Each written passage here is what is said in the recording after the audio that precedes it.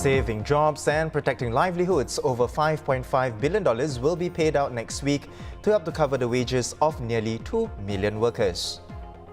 Calling all engineers, 1,900 jobs need filling in the electronics industry, with the vast majority for PMETs. And divers recovered a man's body from Marina Reservoir this morning. His identity has not been revealed. Hello, you're watching The Big Story, coming to you live from the Straits Times newsroom. I'm Olivia Quay. And I'm Haryanto Diman. You can subscribe to the Straits Times channel so you never miss a single episode. From October 29th, over $5.5 billion under the Jobs Support Scheme will be paid out to more than 140,000 employers to help them retain their workers amid the COVID-19 pandemic. The Finance Ministry said today that these will help businesses pay the wages of some 1.9 million local employees. Well, this month's payment goes towards supporting wages paid to local workers from June to August. And with this latest round of payouts, the total amount disbursed under the scheme will exceed $21.5 billion. In a Facebook post today, Deputy Prime Minister and Finance Minister Heng Swee Keat urged all employers to do their best to retain their workers. For businesses that continue to grow, he added that there is the Jobs Growth Incentive to encourage the hiring of local workers, especially those in their middle age. We're pleased to have Mr. Ho Meng Kit to take this discussion further. Now, he's the CEO of the Singapore Business Federation. Mr. Ho, welcome to the show. Mr. Ho, for a start, tell us what you've observed in the past few months. How effective has the JSS been in keeping workers in their jobs? Well, good afternoon. I think our members like the JSS. It has been particularly effective. We did a survey in August this year. More than half of our members feel that the JSS is actually quite effective for the companies in actually managing retrenchment. I guess one reason is that I think the support is quite substantive, providing a lot of money going back to businesses, and at the same time is quite easy to claim. So I saw in DPM Heng's statement in Parliament in October that various fiscal support has actually reduced the unemployment by 1.7%. So this is saving about 155,000 jobs over 2 years. So he said that the JSS contribute to about more than half of it. So I take it that it has been effective in stopping job losses from the start of the crisis until now. Mr. Ho, if the scheme doesn't get extended beyond March next year, without government aid, how long do your members, do you think, how long can they stay afloat? Hard to say, because March 2021 is still 5 months away. And as you know, the COVID-19 situation is still very fluid. My sense is that given this fluidity, the aviation sector and the tourism sector will still be impacted even in March 2021. So I think they will still need to have some sort of JSS support, because the JSS support for this sector goes up to 50%. And I think for this sector, it should not drop off the cliff from 50 to 0. I think it should come down to a level maybe 30% for this sector. On the other hand, you know, we are hopefully we'll go into phase 3 in weeks to come. So with that happening, and if we continue to be able to manage our community transmission steadily in Singapore, then our domestic sector, like food and beverage, retail, can reopen. And I think construction also will get over the difficulty of starting work. So the domestic sector will be quite good. So I think for this sector, less of an issue if the JSS is reduced for some of these sectors from 30 to 0, or even to a very small percentage come March 2021. So it depends on the sector. So for those sectors which are heavily impacted, I think the JSS is still needed. Right. Mr. Ho, let's talk about some recent announcements. Now, last week, the National Wages Council released its latest recommendations, essentially giving the green light for companies to temporarily cut wages to prevent retrenchments. Now, NWC's recommendation plus today's JSS figures, how do these measures work together to save jobs? I was a member of the NWC, and I can tell you that it is actually a very difficult negotiation. I think in a very complex and difficult situation.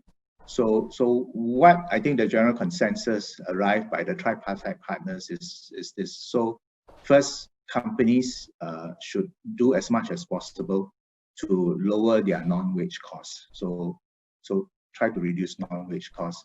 And if you have exhausted reducing non-wage costs, then the negotiation in the NWC statement gives you the company an option now, a flexibility to reduce wages, and it can be quite substantial on a temporary basis in order to save the company. So what will happen is that in the months ahead, when JSS support is reduced, from the government, the companies will then have to rely on other ways of reducing costs. And I am quite certain that in those sectors which are deeply impacted, there will be some wage adjustment. So therefore, these actually work, the JSS reduction plus the NWC supplementary guideline allowing employers to adjust wages temporarily, I think work quite well hand in hand.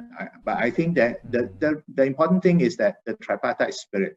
I think there is flexibility given to employers, but yet at the same time, I think there is a great responsibility for employers, not just to exercise this flexibility without due care. I think, yeah. So it's going to be a difficult situation going forward, but the government support and the flexibility provided by the NWC, I think should work, and I think we should come out of this stronger.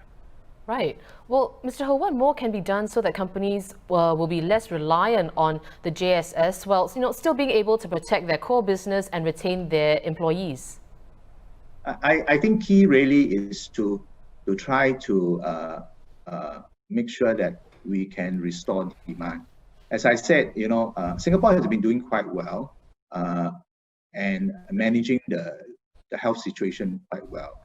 And we do have to live with the virus. And the more we can do better in living with the virus, whereby, say, companies collaborating with each other, with their employees on safe distancing, on contact tracing, then these together with the vaccine, together with rapid testing procedure and protocols, actually can allow us to secure actually a better economic performance.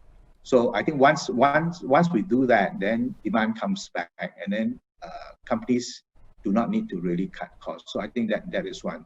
The second point really is that I think we've been saying this many times over to our members. Don't wait for the world to go back to pre-COVID.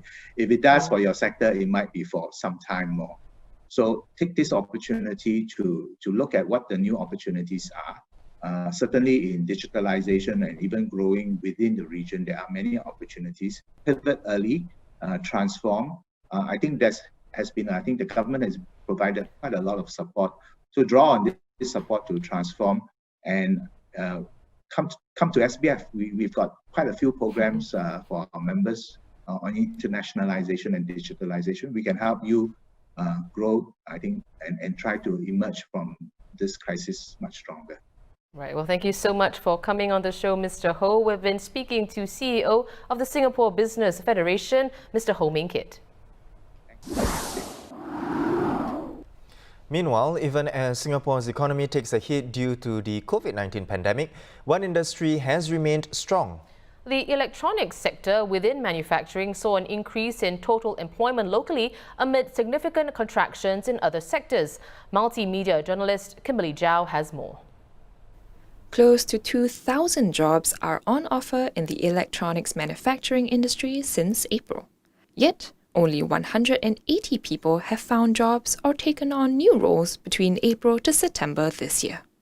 The vast majority of these jobs are for PMETs, with the majority in technical roles. Speaking at a press briefing after a visit to semiconductor firm GlobalFoundries today, Manpower Minister Josephine Teo said that while some may think they need a technical background to work in the electronics and larger manufacturing sector, this is not necessarily the case, even if many of the jobs on offer are are technical roles. There are fewer. Part of the reason could be people do not think that electronics is hiring. So our purpose in being here is to let more Singaporeans know that actually the sector is hiring. Secondly, they may be concerned about their unfamiliarity with the job roles here. So part of the reason we also want to feature the individuals who are in this sector is to try and overcome this information gap. Job seekers can tap Workforce Singapore's 10 professional conversion programs, as well as its Place and Train program, to pick up skills that will help them join the electronics sector. 850 company-hosted traineeships and attachments, as well as 150 training positions, are also available to those looking to gain exposure to the work in the field. Mrs. Teo was accompanied by Trade and Industry Minister Chan Chun Sing, who said Singapore's electronics sector in general and the semiconductor industry in particular have outperformed other segments of the economy, and they are likely to continue to offer more job opportunities. I can confidently say the many good jobs that we have in the semicon industry would not have been possible if not for the gumption of the previous generation to bring in those good investments into Singapore, establish the foundation for us to have what we have today. As of September 2020, the electronics sector attracted $5.7 billion of fixed asset investments. The Ministry of Trade and Industry estimates that about 1,100 jobs will be created when the fruits of these investments are fully realized over the next 3 to 5 years. Kimberly Jiao for the Straits Times.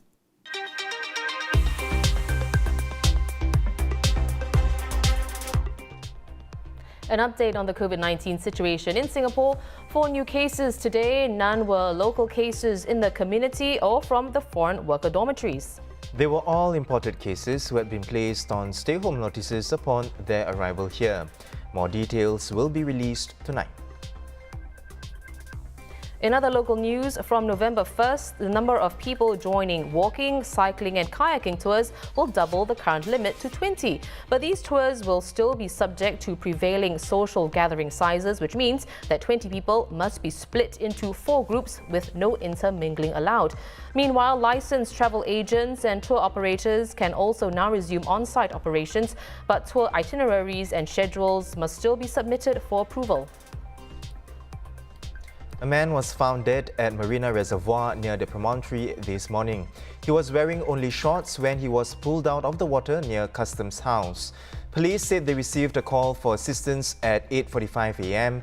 The Singapore Civil Defence Force, which was activated at around 8:50 a.m., could not find anyone in the water when they arrived. SCDF said divers from the Disaster Assistance and Rescue Team were deployed to perform an underwater search and subsequently retrieved a body approximately 2 meters from shore.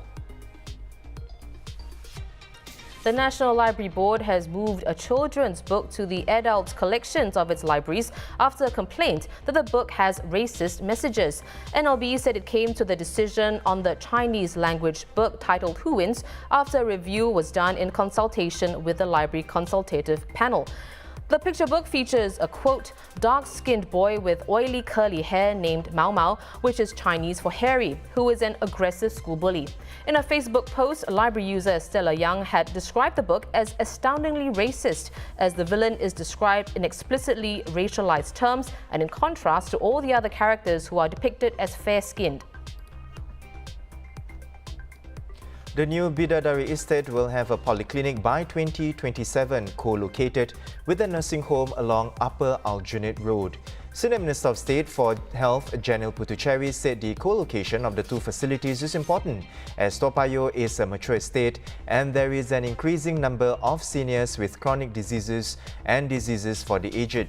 The polyclinic is one of 12 new polyclinics that the government is planning to launch by 2030. With the additions, Singapore will have 32 polyclinics located around the island by then. So Olivia, we talked about jobs earlier in the show. Now, COVID-19 has made the jobs market volatile. But even before the pandemic, certain jobs have been at risk mainly of being automated.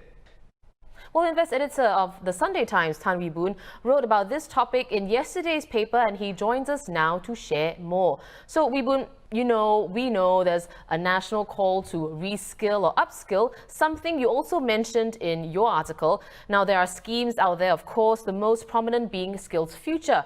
But what's stopping people from responding to this reskilling call? Is it a lack of time, fear, or even laziness, you think? Well, I think there are two competing forces at work here. One is the lure of a job that promises rather decent pay that does not require much training, and that's being the delivery man for an e-commerce firm and also drivers for ride-hailing apps. The issue here is this: why do I need to retrain if I can already earn some income? Of course, the question then is having a special skill so important? Well, if you have watched the movie Taken with stars Liam Neeson, you will have remembered the quote that made the whole movie, and that is this: I have a very particular set of skills. So having a special skill can really save the day. Then what about the other competing force? I think we need to do better in informing people what kind of skills that they should train for. I think this is one area that we can improve on, and that is to make workers be aware of what kind of skills they should train for. And this is what the Invest section in the Sunday Times aim to do when we focus on jobs and how workers can become better. Right. Wee Boon, you also wrote about blue-collar work. How does one reskill in a role that's considered menial, and how can these jobs be future-proof?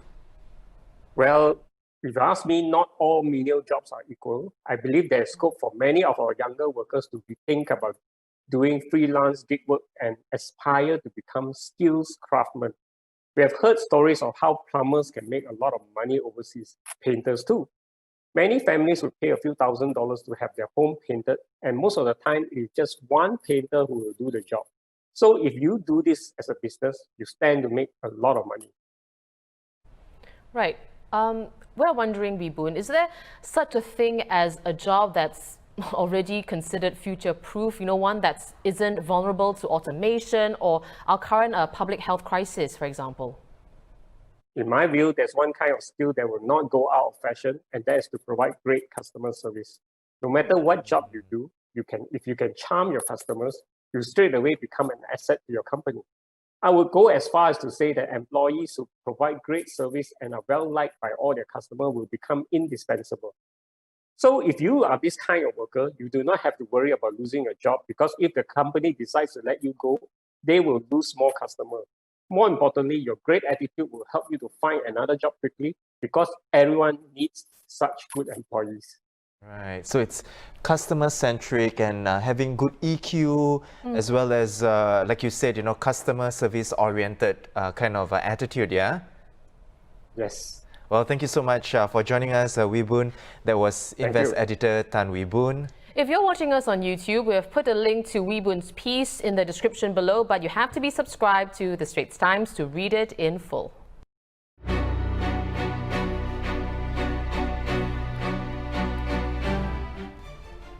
Making global headlines today, police in Thailand have ordered an investigation into 4 media outlets over their coverage of anti-government and anti-monarchy protests. But police said there's no plan to curb press freedom in the country. The Digital Ministry has launched legal action to take down content by the 4 media outlets, which it said violated Thai laws. The latest protests have continued for 5 straight days, with thousands defying a ban on gatherings. In New Zealand, following Prime Minister Jacinda Ardern's landslide victory in the general election, the stage is set for the country's most diverse parliament ever in terms of gender and minority ethnic representation. Of the 64 seats won by Ms Ardern's Labour Party, more than half are women. It also has 16 Maori Indigenous MPs, as well as the first MPs of African and Sri Lankan origin, and about 10% of all elected officials are from the LGBTQ community. After more than 100 days of lockdown, life will be a little easier for residents in the Australian state of Victoria and the city of Melbourne. From today, people can travel further and meet up with more friends without a time limit on how long they spend outside the home.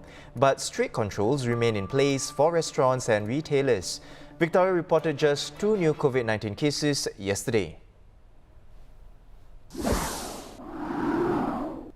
Well, before we go, look out for our new show launching at 9 p.m. tonight. The Straits Times' News Night with Chow Suan and Dylan Ang wraps up the day's top stories and what's trending.